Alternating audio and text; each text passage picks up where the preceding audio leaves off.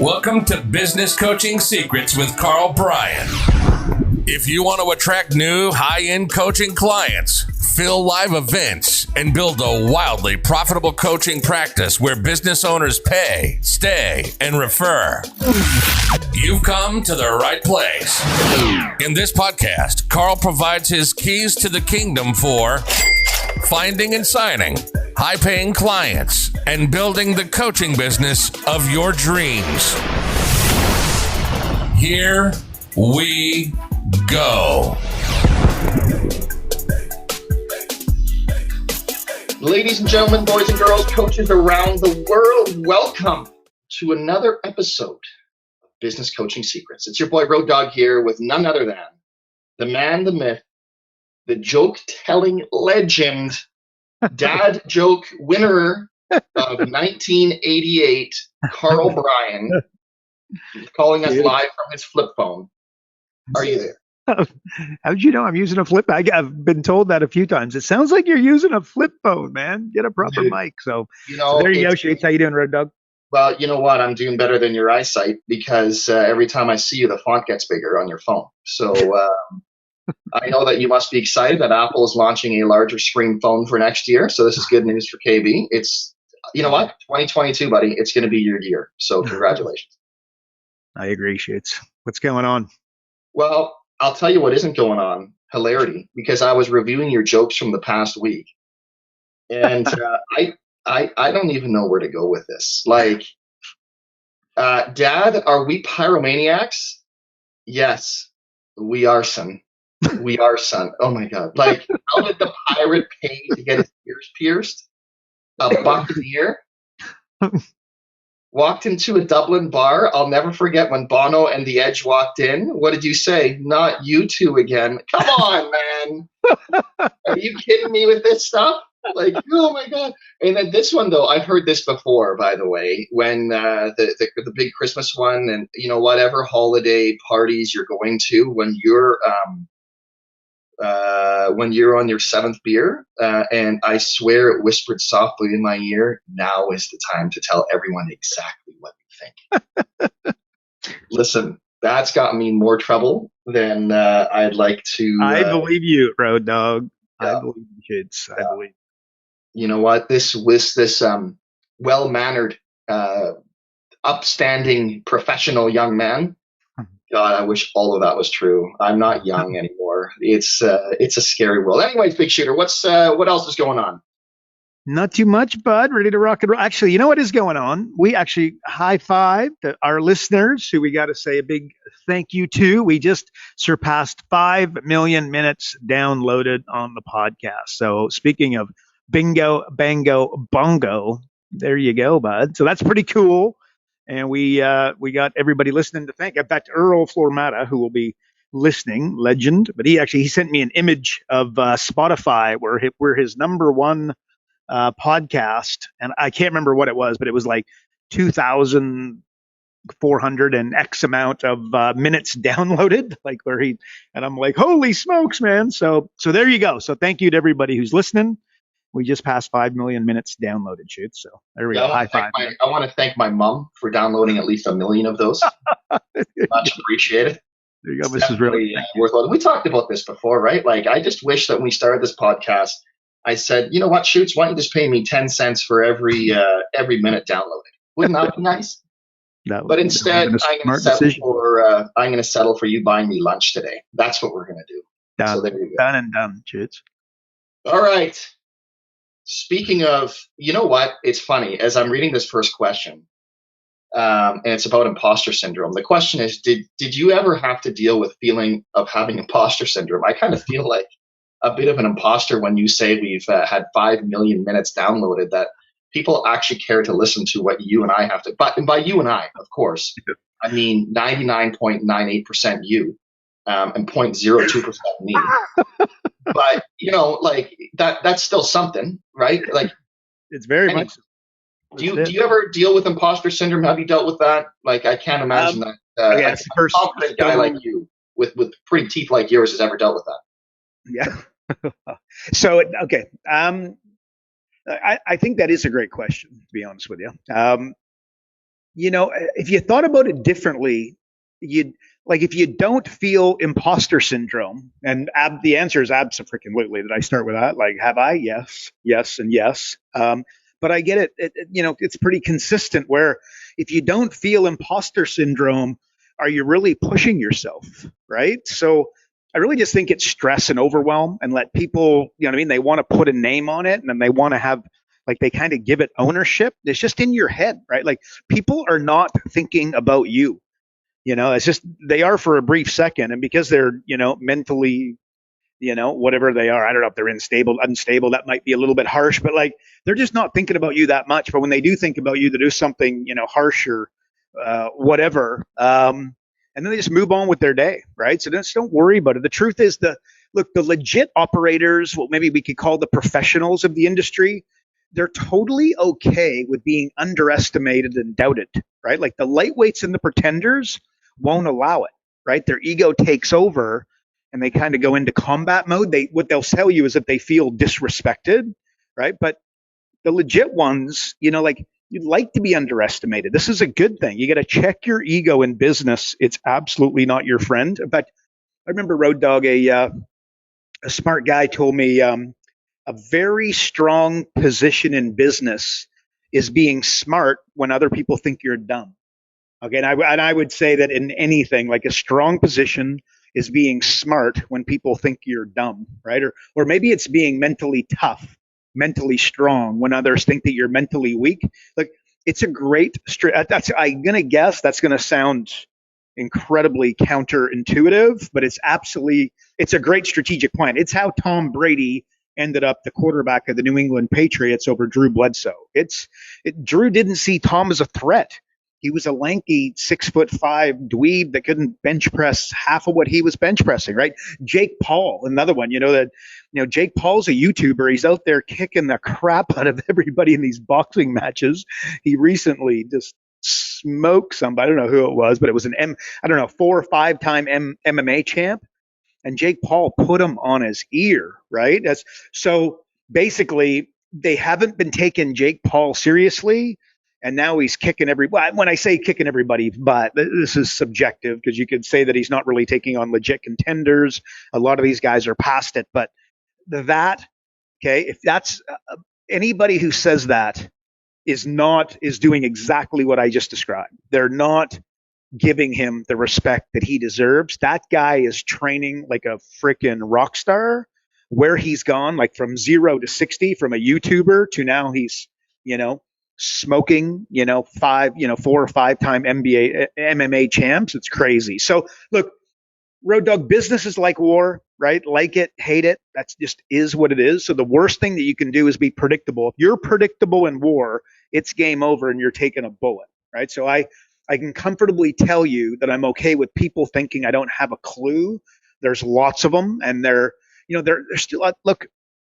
I don't know. So look, there's a lot of folks out there who are still trying to get coaching clients, and I built an 8-figure software company in the business coaching space with fear of, I'd like to say that with a little bit of humility, but I'm telling you that's fact. I could give you their phone numbers, kind of thing, right? So that is where, not being seen as, the superstar, the rock star, the smart one. I don't know that that's necessarily a bad thing, right? And look, the trick, Road Dogg, the solution, imposter syndrome, the trick is to educate yourself at the highest level, right? You do that by following the right people, right? And the right people are the guys doing their own homework, right? Like, again, I've said this a million times. If you haven't built an 8-figure business, a 9-figure business, maybe a 10-figure business, I don't know that, like, if you haven't built a successful company, I'm not interested in what you want to tell me about building a successful company. But if you're an unbelievable stage presenter and you've closed, hundreds of thousands or millions of dollars from the stage, and then I want to learn how to speak from the stage, I'm going to come and see you. But the mistake people make is they go see that guy to build a company. They go see that guy to train their staff. They go see that guy to build a rank recognition prizes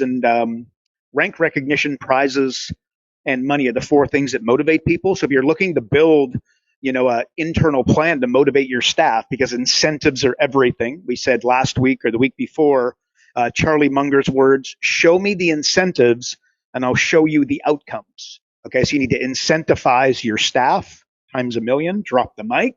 Well, that's what Charlie Munger says, and that's the guy that I'm going to listen to. But I'm not, anyways, I hope that you're going to be listening to the right people, right? So, Road Dog, the gap is always education, but importantly, I'm going to say that again. Actually, the gap is always the right education, and then is right really a thing? I don't know. That I'm sure Charlie Munger's given some horrible advice. Warren Buffett's given some horrible advice.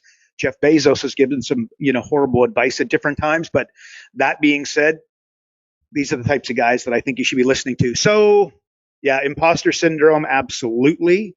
But get the right education is what I'd say. So hang on a second. So aside from Googling Charlie Munger drop the mic, because I don't think he ever said drop the mic, by the way.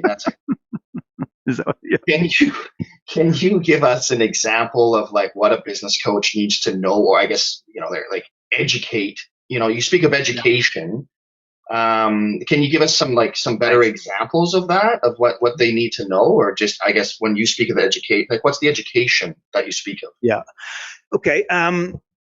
Okay, business is math.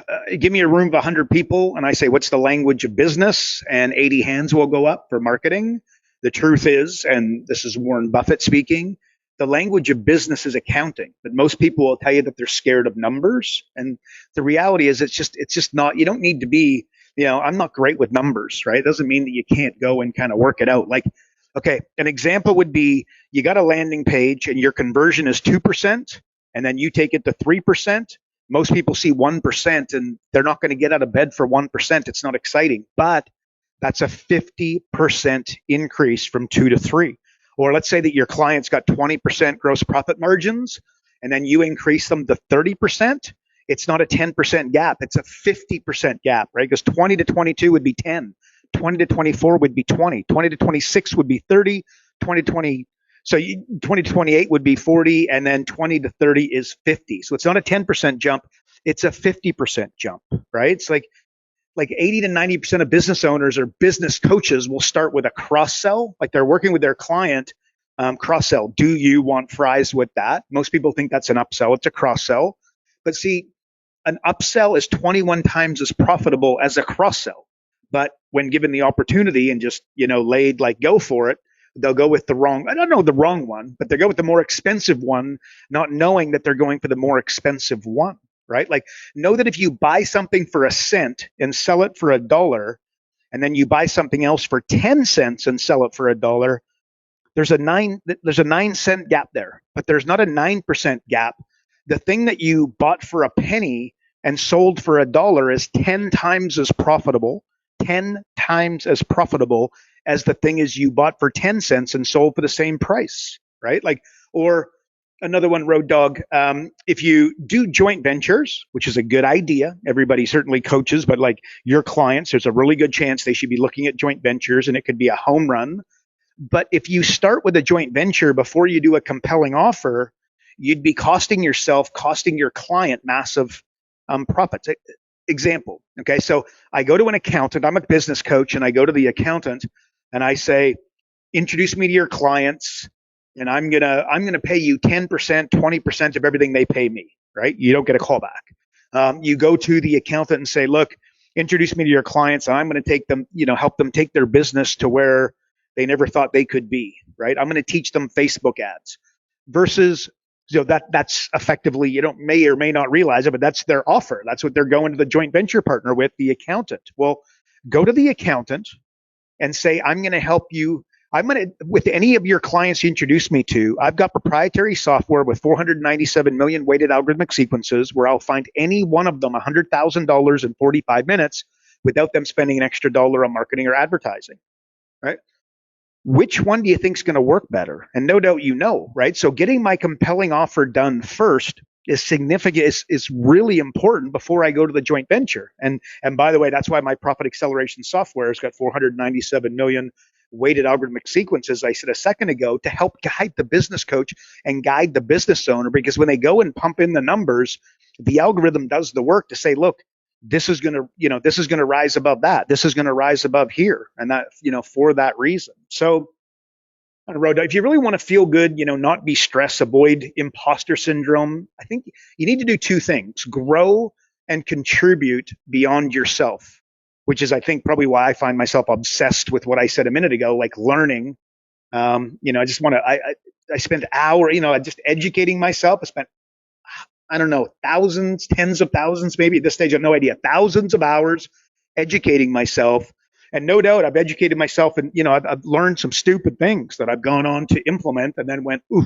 And that's a big one too, is that I learn something and then I try go implement immediately. I mean, it's not always possible, but I think everybody understands that that's a little bit of an X factor, right? So, Road Dog, and another one, like people will sell their businesses, get multiple seven-figure checks, and then what happens? They're totally depressed. Like they didn't realize they get their juice from their company, right? Like you end most of the podcast with three words: progress equals happiness, right? It's so true. When you sell your business, there's no more progress. Like the progress is well and truly halted. It was potentially a really fat check, and you're going to sit and drink margaritas for a while, but I promise you become very bored. There's only so much golf you can play. So you got to, it's that metaphor, you got to fall in love with the journey, not the destination. And you learn and grow and you give to the world, like coaching clients who achieve their goals and say thank you and pay you with a smile. Like this is the ultimate formula for feeling alive, feeling fulfilled, and avoiding the noise, right? Like imposter syndrome comes from what other people are thinking. It's totally you know what I mean? It's absolutely you concentrating on what is outside, not what's inside. So just fill up what's inside to the highest level. It's like a coach with no clients is a non-fulfilled coach, right? It's an anxious, frustrated coach that's going to tell me that they're overwhelmed, right? That's a word that's just rampant in the business world. Overwhelmed. That's somebody not doing well. Okay, that's what overwhelmed is, right? Well, and again, sometimes it's legitimate, but if you're overwhelmed because you're doing so good, you need to take a step back and you need to start thinking about, you got to elevate your education. You got to start hiring people. You need to start, implementing systems, and then you implement systems, and then you're going to find out that systems stifle creativity. So if you want to hire people that are smarter than you, having too many systems is absolutely going to bite you on the backside, right? Because again, progress equals happiness. They don't want to be the horse with the reins pulling them back. They want to be the stallion able to run out like freely and make a difference. That's why Google allows their staff to work on a pet project on an ongoing basis, right? In fact, they insist, they encourage it absolutely, right? So I don't know, and also maybe Road Dog just donating. I think we touched on this maybe last week, but donating your time, giving away some money is a great way to gather some momentum, and it's going to change your psychology big time. Like when we lived in Vancouver, my wife and I, we had the paper bag project. I don't know, did we talk about this last week? But bottom line is we fed thousands and thousands of homeless people. We did it on our anniversary. One of the last ones we did, Carol Todd came down. If you don't know who that is, that's Amanda Todd's mom. Amanda Todd, on the year that she died, she was the third most Googled person in the world. In fact, no, it was actually the third most Googled thing, because it was the iPhone, and it was Miley Cyrus when whatever they did on stage where something happened. I don't know what happened, but anyways, so she was the third most Googled person. If you ever seen a photo of Amanda Todd, I would dare say you know exactly who it is. She's actually a friend of my stepdaughter's, and I've driven Amanda Todd to cheer, know her mom, drove her mom and her to cheer different times. But anyway, so it was, what am I getting at? We brought them down. Amanda committed suicide. And then a big part, like my brother committed suicide, my wife's sister committed suicide. So it's kind of it was something near and dear to our hearts. I won't go on about that. I can tell you that imposter syndrome type thing, like the amount of growth and the amount of, I don't know, contribution is the right word, but the way that it made us feel and the way that it filled us up. And to this day, we still, again, it's Christmas time now as we're doing this. We've got families that we're helping out to do. We wouldn't have it any other way. I would just say that forget us. What about you? And Road Dog, you talked about it last week, how basically, you're doing that for, at Christmas, you're giving and whatnot. It felt really good. For anybody listening, I think that act of giving, I think is going to, allow you to beam with pride and stop the silly noise of, the noise outside, the haters, the doubters, those disrespecting you, even that feeling of overwhelm, it'll go. So yeah, your opinion is what matters. That's the person whose opinions matter, right? So like what do you think of you? Right? Like that's the trick, believing in yourself in this day and age with social media and everything going on. It's almost like a rebellious act. So there you go, Shoots. But yeah, so like, educating yourself at the highest level, I just think and again, importantly, when you're thinking about educating yourself, I encourage you, to make sure you're learning from the right people. Don't just go get a little bit from here, a little bit from there. Sometimes reading the same book 3 times is significantly more valuable than reading, 3 different books. Really going deep with somebody, I think, can be good. So, but again, don't learn from an influencer who's really good on stage how to build a company when they've never built a company. And if they did build a company, they no longer got it. And it's not because they exited for 8 figures. It's because the business doesn't exist anymore. Right. So anyways, that's my take, bud. What do you think? So I got a side question for you. What's a book that you read that had a bigger impact on you the second time you read it than the first time? Oh, boom. Look, this might get a bit bored in that I've said this book, Money Master the Game by Tony Robbins. I believe it's a topic that's near and dear to my heart, like wealth. In fact, I wrote on Facebook literally today, where like, entrepreneurs want to make it, investors want to keep it. So it's, and so if you're trying to make it, you're like, but yeah, I'm not in that situation. Well, you need to know where you're going, or any road will get you there. But it's you got to know that you got to at some stage make you got to go to the next level, and it'll happen in between your ears long before it happens in the real world. Where you go into wealth. See, a mistake that people make, Road Dog, is that they want to retire with massive amounts of money. And of course, that's a good idea. But a significantly way what I would want for my friends, my family, my loved ones, is I want them to retire with income. Income. Okay, so example, you got 3 houses all worth, let's just call it 333 grand for simple math. 3 times that would be $1 million, would be nowhere near enough money to retire on, by the way, but follow me here, assume that that's much greater than that. You got $1 million of net worth, and most people think that they're like on their way, right? No, but really you'd be way better to buy and hold. Rich people, wealthy people buy and hold. They don't, flip. I'll give you the red hot tip on that one. But anyway, so let's just assume that you rented all 3 of those houses for $2,000 a month. Well, if you held them, you'd have $6,000 of income for how long? For the rest of your life. And it's not like it's realistic to think in like 10 years, 15 years from now that 2,000 is going to become like 1,500. By the way, it could. I don't know. I could tell you that could happen. It hasn't happened ever in the history, and I cannot, with trillions of dollars being printed, I guarantee it's not going to happen here. But so that income is going to go up and up and up and up and up. You want to retire with income. So that's a book. Another one I would say is Principles, which I think is just lights out. Ray Dalio, absolute stud, one of the smartest people ever to grace planet Earth. So I'm gonna say Principles, but Money Master the Game. I've said this often, and say it again. That's a mandatory read for me. What about you, Shoots? I'm interested what you'd say. Yeah, it's interesting. I don't know. Like it seems like to me, no matter what book I pick up again, and I probably don't do it enough to be perfectly honest with you. But it is just interesting how when you do pick up a book again, just how the person that you are today is far different than the person that you used to be, and then the insights and everything that you get. It's sort of like, this is not avoiding the question because I don't know. I'd probably say the book that I've read the most is The Monk That Sold His Ferrari. Oh, really? I love that book. Oh my God. Actually, you know who, one of my favorite books of all time, gosh, I totally forget about this, is by, what's his name? Robin Sharma, right? Yeah. Is The the Saint, the Surfer, and the CEO, which is similar. I think it might.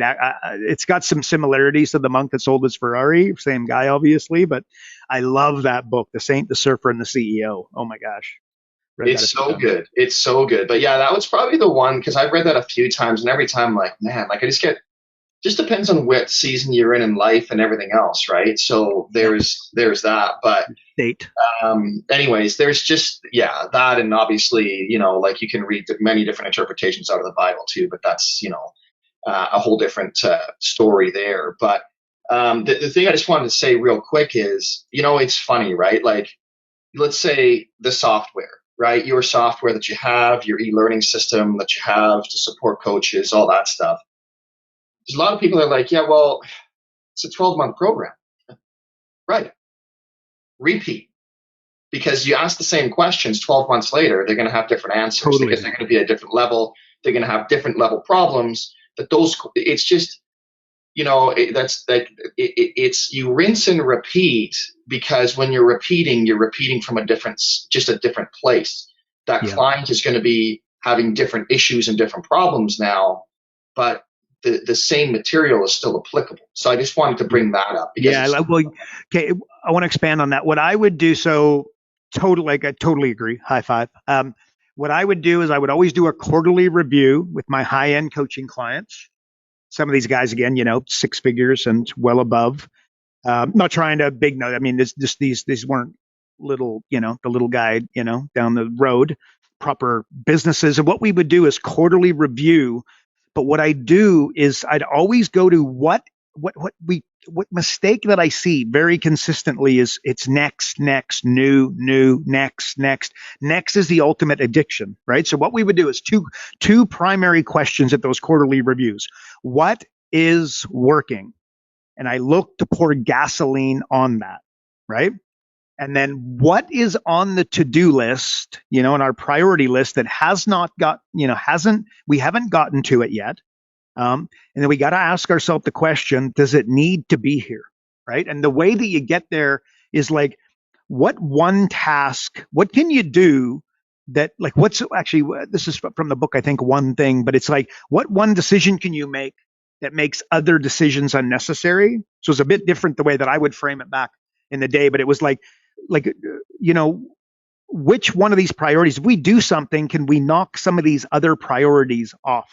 But bottom line is, if we're not getting to it, does it need to be on there? And is there something else that needs to be done that's going to make it a moot point? Like, is it's going to, supersede, kind of fall off the list? But very importantly, Road Dog, on a quarterly basis, it's what is working. And then I look to pour gasoline on that, versus where most coaches go is next, new, which is very exciting. It's way more dynamic. The coaching client will enjoy it more. But a way more profitable place to go is the gasoline trick. So there you go. That's so let me ask you something real quick though, just a little bit going down this rabbit hole. Yep. So I know we like going next, but there's a lot of times where we find that clients are just stuck. You know what I mean? It's like, man, like, why aren't you doing this? Or they're just not getting the result. Like, do you have some sort of framework to almost take a step back? Because maybe it's imposter syndrome that we just discussed.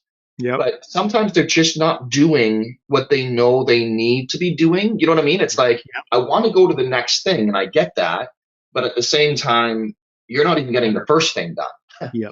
100 again. Yeah. Framework, this is the coaching framework for all of coaching, right? It's little red arrow. You are here. Got to establish that. Super duper, very difficult to do, easy to say. What do you want? What are we trying to accomplish? What's the goal, right? The legitimate one. And then the coaching is the gap in between, right? So the way that you do that, what you just said, the framework is establishing properly where they're at, where they want to go, and then it becomes easy. So the metaphor, the example that I always continue to give probably till the end of time, Kobe Bryant knew he wanted to be the greatest basketball player of all time from 15 years old, never deviated. And he believed when he retired, there's an interview out there where he thinks he was the best, better than Shaq, most definitely, better than Jordan, better than LeBron was ever going to be. And that was his opinion, and that's it. And he walked away, like, that's it. So because his life was easy because he knew exactly what he wanted, broccoli or chocolate. He wants the chocolate just like you and I do, but guess what? He grabbed the broccoli. Sleep in on Saturday or get up at get up at 4 or 5 a.m. and go to the gym. Wake up and go to the gym. You got the sniffles, he goes to the gym, right? It's stay late and watch game film when you're really tired and you're sore and you got a game the next day, or you got to get on a bus, or you got to get on a plane. Watch game film. They're just it's easy. So that's the really getting clear on the end goal. And by the way, the reasons for the end goal, because then it comes to another one where, their goal is to they'll always tell you they want to make $1 million, right? And it's like, that's not going to get it done, right? Like you don't accept that as the, you know what I mean? Like we got to go, that person hasn't gone deeper enough. And the way you go deeper is by establishing why. Why? Because remember, you could hit $1 million and lose money. So they got their goal, they achieved success, everybody's high-fiving, and they're looking in their bank account going, what the heck? And of course, that should be rare, but what's not rare is getting to $1 million and finding out that they were making less money than they were while they were at 550,000. Now that is not rare at all. And this is why they need a coach. Tiger Woods can't see himself swing, right? Michael Jordan couldn't see his own jump shot. He needed a coach to help him, and he was a much better basketball player than his coach. But, he needed his coaches or he wouldn't have got there. So anyway, so that's. Which, by the way, did you see Charlie Woods this weekend? Did you see in the highlights? Yeah. Oh my God. Cow. Oh my gosh. Yeah. Are you kidding me? This kid is insane. He all the mannerisms of his dad. And the way that Tiger was just all business, right? But that's just his attitude. He wasn't like, oh my God, I'm so proud. Just all business. It was crazy. But listen, so you talk about Kobe, and by the way, Kobe, that's next level, right? In terms of I want to be what about the average Joe Plumber? That's just I don't think, freaking Joe Plumber down the streets, you know what, Carl? I'm going to be the best. My goal is to be the best plumber on the planet, right? So how do you? But that's why, buddy. That's why they're the local plumber, man. Sorry, this is the problem. That's it. The end. Drop the mic. Just go home. It's his goal. He's not pushing himself. He doesn't have imposter syndrome because he's not pushing. You know what I mean? Absolutely. Again, I wrote this in an email recently. Road Dog, we're driving traffic, right? The best way to get opt-ins is to do a tactical offer, right? 90 days to $100,000 as a business coach. But the problem is the leads suck. Mm-hmm. The strategic offer, differentiating yourself as a business coach, as an example, will get less opt-ins, but a higher caliber prospect, right? But then you go one, based around principles. I was trying to think of the book, Ray Dalio. Principles, you're going to get way less opt-ins, but you're going to get higher quality. And an example of that would be become the best business coach you can be, right? So that, becoming the best business coach. That's why this podcast, Road Dog, we've never been lead generation, go do this, go do that. This entire podcast has been about being the best business coach you can be. And that's why, frankly, it's gotten to where, you know what I mean? That's why it's so popular in our own little world. We're nothing burgers on steroids when you compare us to, other folks. But in the business coaching world, I don't know. You tell me another, podcast with as much success, and I'm sure maybe there's some out there. I get no idea. I honestly don't give a rat's backside. I know what we're doing, but it's about becoming the best business coach you can be. That's the advice that we give. Right. And I think that's why it's gone well. So why am I saying that? People may or may not realize that that's why they're kind of drawn to it. Right. Even my daily emails, it's never about, leads, short term. And of course, there's a little bit of that. But generally speaking, I'm always trying to give advice that will help your clients. Right. Or help you elevate your thinking. So I love that. But you're right. The plumber is the local plumber because he's the local plumber and he's accepted that, which, by the way, maybe he's got what do you want? Maybe the last thing in the world, he just wants to watch his 3 kids grow up And his dad, he never got to see his dad. Like, again, you got to go to why. And he never got to see his dad. And the reason is his dad was always on the road and he doesn't want that for his kids. He's driving the minivan and he could not be happier with his minivan. It actually is a source of pride for him. Anyway, so you get it? Like, so the local plumber maybe wants to stay the local plumber. But that being said, very rare to meet a business owner that doesn't want to achieve more with less. And the way that you do that is by framing up, a better business, better incentive programs, better deliverable, better service, etc. So I don't know, that's my answer. But So, and I just got to say, by the way, of that, there's two things. We're going rabbit hole city today. A couple things there. First off, look, if you're doing lead gen, and not that we talk about it a lot, but I'm just going to talk about it just for a quick second, and especially running Facebook, right? Like lead ads, yes. Yeah, you're going to run those. You're going to run those like you're saying. You're going to run the campaign that's going to generate more leads, but they're going to be less quality to get your cash flow going. Once you have that secure, then you pivot. Then you pivot to finding the right person. You know what I mean? Like you got to get paid, right? First and foremost. But the other thing I just want to say is when you talked about the differentiating and like just the difference between those two strategies of more leads but they're horrible versus much lower lead count but they're higher quality. Yep. Like the thing that came to me was like, man, that's almost like a filter. Like should we almost be filtering prospects through that lens of, look, if your ambition is you don't even care to be the best local plumber, like they probably would be horrible coaching clients, wouldn't you say? That's yes, and yes. This is it. This is why coaches would say, like you got to. It's the avatar. Like, so it's not just what your offer, but it's like who's your offer for. You got to start with who are you going to? What are their wants, desires? Where are they greedy? Where are they philanthropic? Like, you know what I mean? Like understanding them at an intimate level is going to make everything easier. And that's what I was saying a minute ago, right? Like the local plumber. Very rarely are you going to meet a business owner, otherwise they wouldn't have stepped out, who doesn't want to grow and doesn't want to make more money in less time as a framework. And that's not always possible, by the way. And we know that sometimes, there's a 1-year process that they need to really dig in and do some work in order to make, the longer term easier. But yeah, there you go, bud. Yeah, love it. Okay, so getting back to the bigger picture. So, and you know what? I'm glad we just had this little pivot because a lot of people might be sitting there going, man, these guys only talk these big conceptual almost type of conversations. That's why. Like, because you're not just here. Look, there's 1,000,001 people that can teach you how and show you exactly how to get leads. But if you want to become the best, like we got a question here. It's like, what's your take on the metaverse and where it fits for business coaches? Like, hello. That is a huge question. Yeah.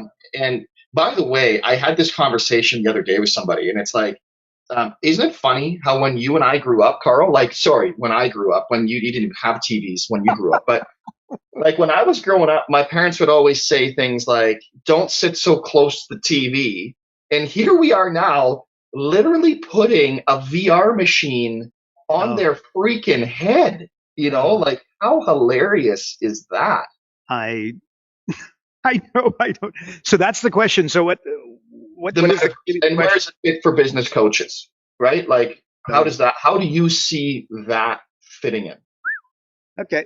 Look, I think I like it. I think, thinking big. I agree with you, Road Dog.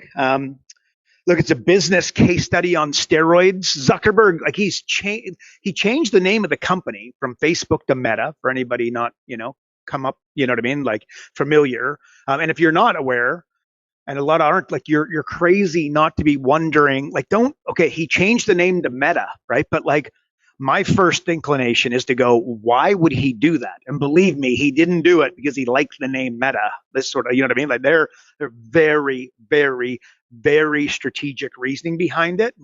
Just think of technology. Like we went from voice to text. Remember how excited you were when you sent your first text and got your first text, how cool that was?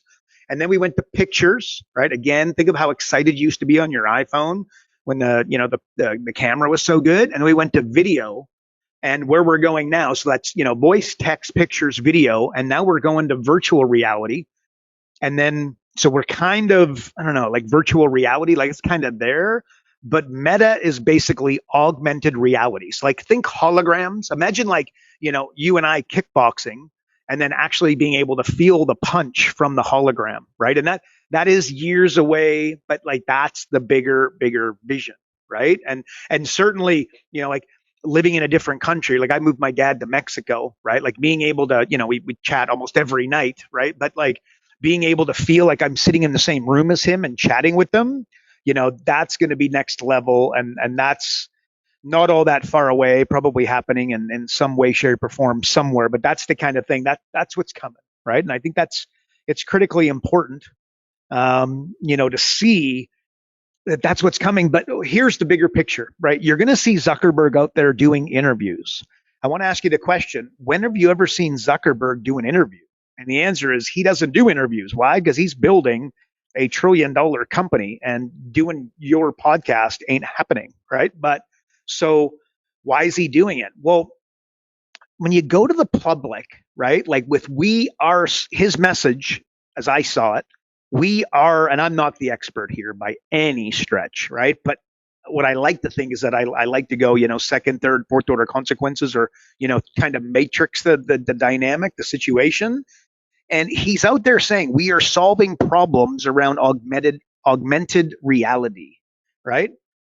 What happens and will happen, it's already happening, I guarantee it. I don't work for Facebook, but I can tell you it's that people that are interested in those problems, like as in working with augmented reality, are going to find their way to Facebook, or Meta as it's now called. Like, do you get it? So by him out there doing interviews, if you want to, Zuckerberg has no chance of completing this on his own. He needs passionate, obsessed people to basically come and say, like, I see how this is a game-changing undertaking, and there is a problem that I want to solve, as in me having a conversation with my dad when he's in Mexico, feeling like we're there, Road Dogg and I doing kickboxing when we're not in the same room, right? Like, and Road Dogg's a pretty big guy, so him kicking me might not work out too well. But anyways, so changing the name is a way of accelerating the marketing message in a way, that you didn't know what the metaverse was a couple weeks ago, and now you've probably heard it 100 times, if not more. And soon it'll be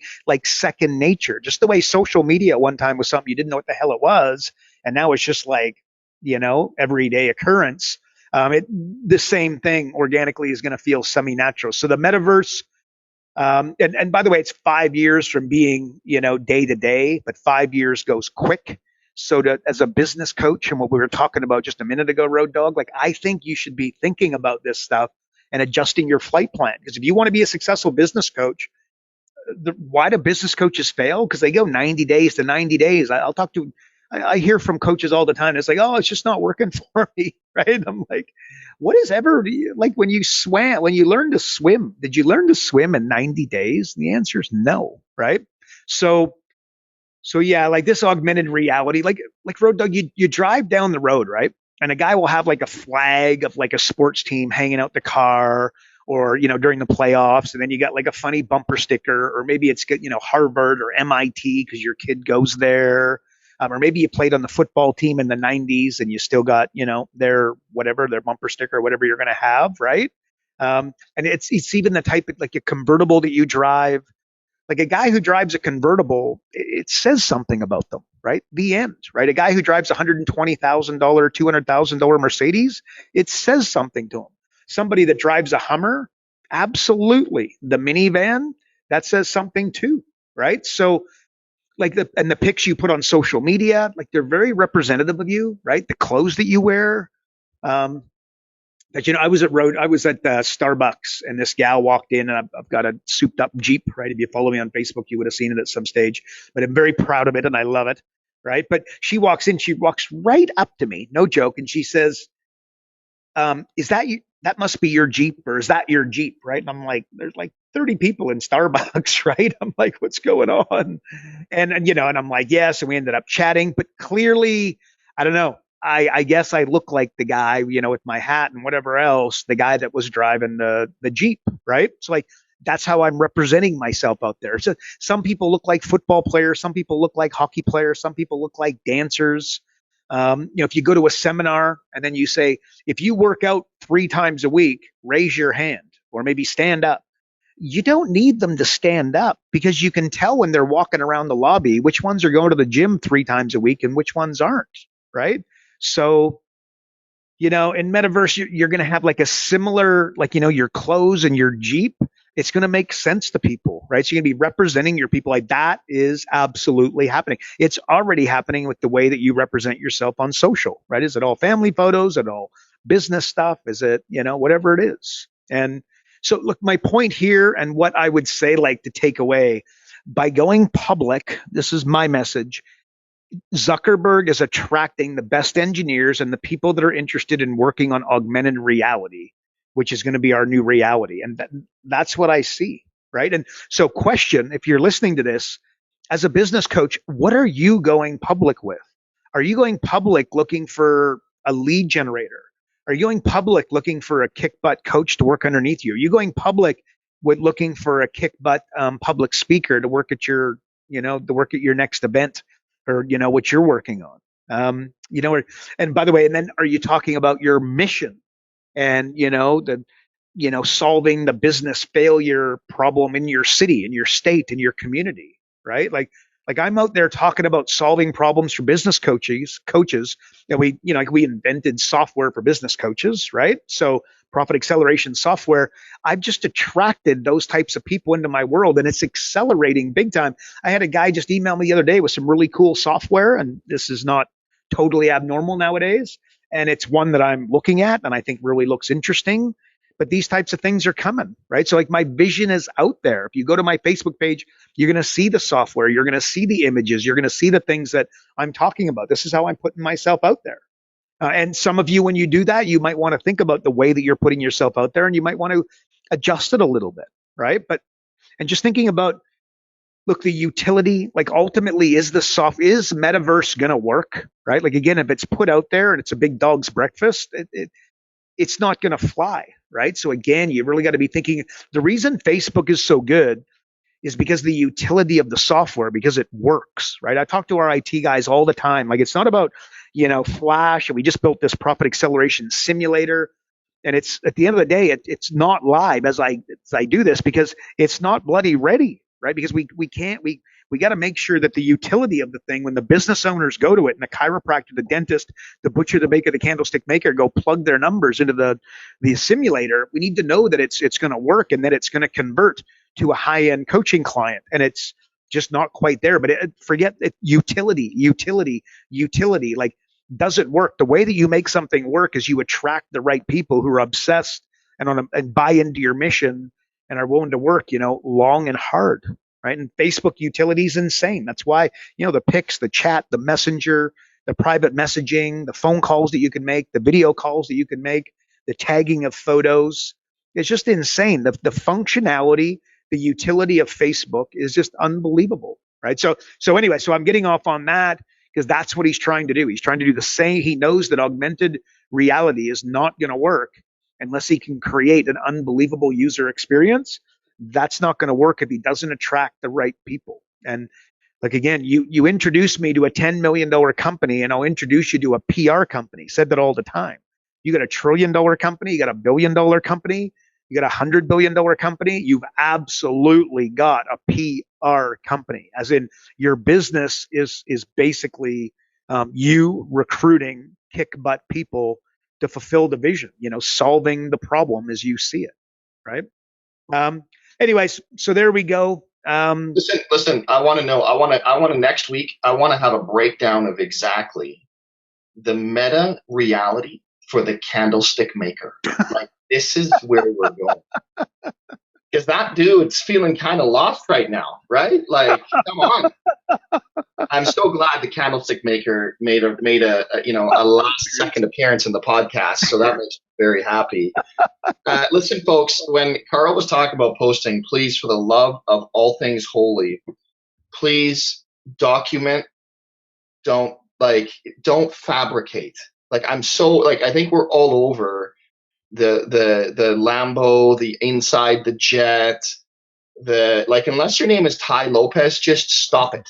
Like, just stop it. No one cares and you only look like a big douche when you're doing it. So nobody wants to look, be a douche canoe.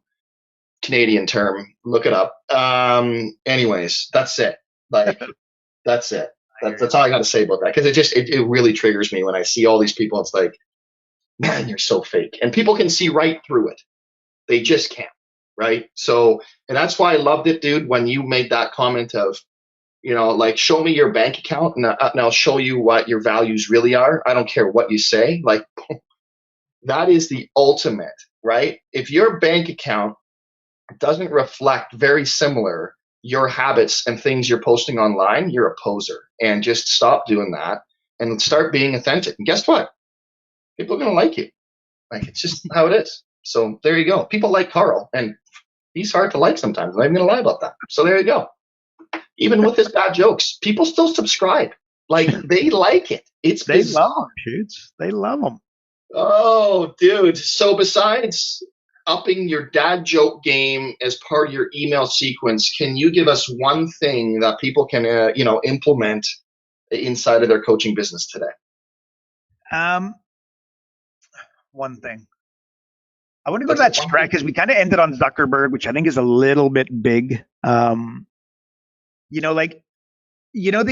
I say earlier? Like, people thinking you're stupid when you're actually quite smart and strategic, for that matter. Like, playing kind of stupid, if that makes sense.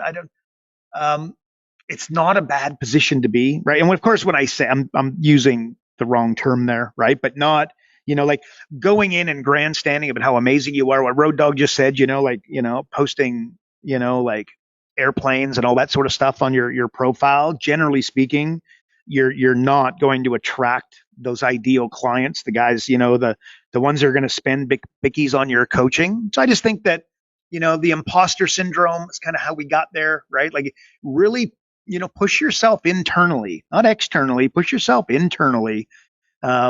This is where the magic is. Again, the people that really, we'll call them professionals. They're totally okay with being underestimated and doubted. And then, it's those that haven't quite made it, quote unquote, won't allow it, right? So, like, what's the gap? What happens? It's their ego takes over, right? So who's the one that really surpasses everybody? It's the guy that's more than happy underdog. That's what I'm looking for. Be comfortable with a bit of an underdog, underdog tag. I think it can be really, really valuable and allow you to be that kind of Tom Brady that takes over Drew Bledsoe. So that's what I'm going to say. I just don't let your ego make you feel like, oh, he's disrespecting me, she's disrespecting me, I feel disrespected. I think that's a really, it's not going to work. Generally speaking, it's not going to allow you and help you to accomplish the goals you're looking to accomplish. So there you go, Shoots. The last thing I'm going to say is, Michael Hunt, if you're listening to this, if you can get me an autograph picture Tom Brady that I can give to Karl for Christmas, right? I'm, like, the man love that you have is, it's inspiring. It is electric beyond anything I've seen before. It's electric. There you go. Dude. Listen, folks, thanks for tuning into another episode of Karl Loves Tom and Business Coaching Secrets with the man on top of the hill, King Karl himself. I almost said King Kong. That would have been awkward.